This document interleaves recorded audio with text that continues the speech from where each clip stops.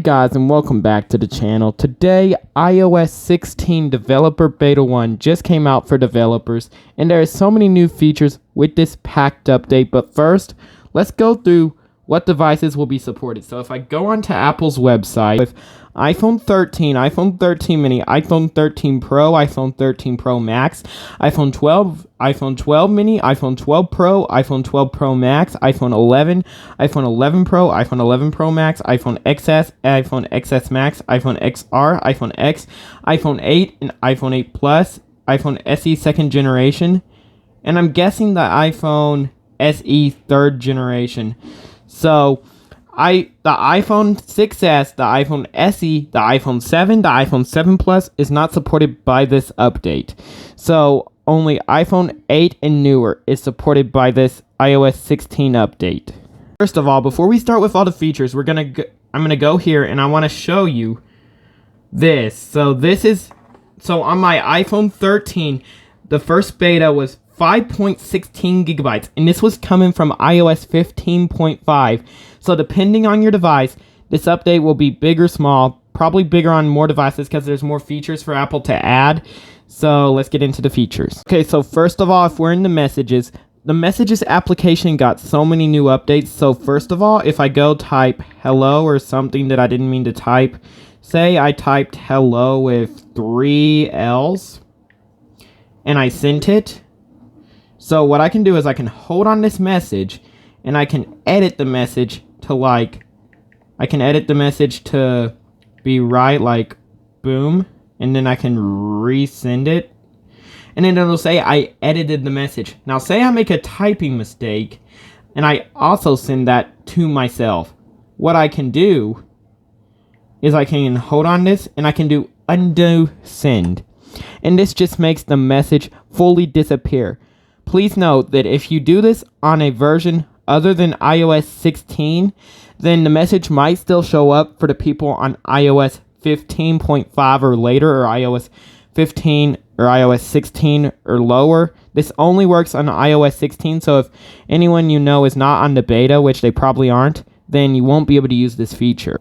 Now next, if we turn on the device, as you can see, it already looks different. So if I go here, we already have a new redesign, so we can push on the add button. And you have so many features. You have people, you have photos, you have photo shuffle, you have emoji, you have weather, you have astronomy, which is basically the weather and all of these cool wallpapers, which look amazing, by the way. And then you have these featured ones. Apple really nailed it with this. This reminds me of the Apple Watch. And that's how you can customize the Apple Watch. So say for example, I wanted to go to this wallpaper. Now this really sets up iPhone for always on display because of how it fades in. So if you go here, if you don't want the date, if I don't want the date up here, like up here, I can go right here and I can put for example, my upcoming events. I can put upcoming events and it makes Monday the 6th smaller, as you can see. So, and then if I go here, I can change the font and the color. So for example, I can go here, I can change the color of everything, like to this. I can change it to whatever color I want. I can go, and then you can go all the way over here, and you can change the color right here to any color you want. Like if you want a blue color, you can change the spectrum and the sliders. You can basically change everything in this pop-up. You can change it to this one. I honestly like the last one. I think that's the coolest one, and you can just go over here and fully make it blue. And then next, here's my favorite part. So as you can see, we have widgets on the lock screen now. For example, if I want my calendar events, I can drag this over. And there is some bugs with this. Like as you can see, it didn't do it. So I can click on it. I can put that there. For example, I can also put a fitness thing here. And then I can put my battery percentage. This is the closest we're going to get to battery percentage on the iPhone. I can click out of this. I can push done.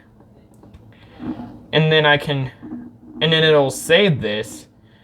And then I'm going to show you my favorite one, possibly my favorite one. And there's so much to show here. Possibly my favorite one and you'll see Y is the weather and astronomy. So if I go here, just push done. As you can see how this moves, I honestly think this is really cool and Apple outdid themselves. Next, if you go into the settings, you can go into settings and you can actually get a haptic keyboard. So what you're going to want to do is you're going to want to go into the sounds and haptics. You're going to want to go down to where it says keyboard feedback, and it actually gives you an option for keyboard feedback now, and you can put on haptic, and you're going to want to go in. You're also going to want to go into into accessibility, touch, and to make sure that this works, you're going to want to make sure the vibration is turned on. And then if I go into the keyboard, for example, I don't know if you can hear that, but you can actually hear the haptic feedback. I know some of you might like haptic feedback, so you might like that feature. So the Mail actually got a new update. So if I go into Mail, so we actually get a new splash screen in the Mail app. It says we can schedule send, so set up messages to be sent at the right time. So for example, if you want to schedule something to send at a specific time because it's just not the right time to send, now you can do that. You can also put reminders to deal with messages in the future. And just like in the Messages app, like I showed you earlier in here, you can also, in the Mail, you can also undo a send. So I'm going to show you this in action real quick. So I'm going to send myself an email, like a test email. So guys, as you can see, I can push send. And then as you can see right here, it says undo send. If I push undo send, then it'll take me back to this pop-up and it'll save this as a draft so that you can make it better. So this is a really cool feature in the Mail application. I have some pretty noticeable changes to the home screen. First of all, as you can see right here, it has the search right here. You can click on that and it'll actually go to the search bar or this, or you can actually swipe down for Spotlight search, or you can click it. I think this is a really nice change, but if you do want to disable it, all you have to do is go to settings, home screen, show Spotlight, turn this off, and then as you can see, it'll go back to normal. So next we have this cool feature with live text. As you know, last year they introduced live text where you could actually use live text in your photos or when you're taking a photo, but Apple has taken that to the next step. So they have actually added live text to videos. So my friend sent me a meme, and if I want to actually copy that text and like put it in my notes, for example, I can do that now because as you can see right here, it has this little glyph icon right here to do live text. So all I have to do is I just hold in and I can copy it. Or I can push this and it'll show all the text and it'll say copy all.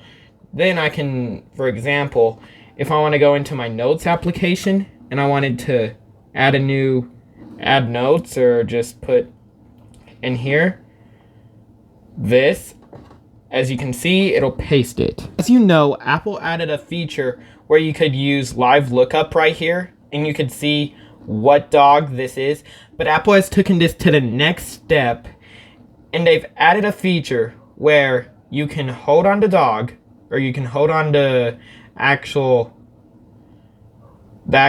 like as you can see, it's kind of glitchy, but you can hold on to dog or you can hold on whatever I'm doing. As you can see, this is very glitchy. This is a first beta. As you can see, you can hold this and I can go out of this and I can either put this in my notes application or I can go in here. I can go to myself and then I can paste this and then I can just send this to myself. As you can see, it is a full dog. Or, as I said, I can take this.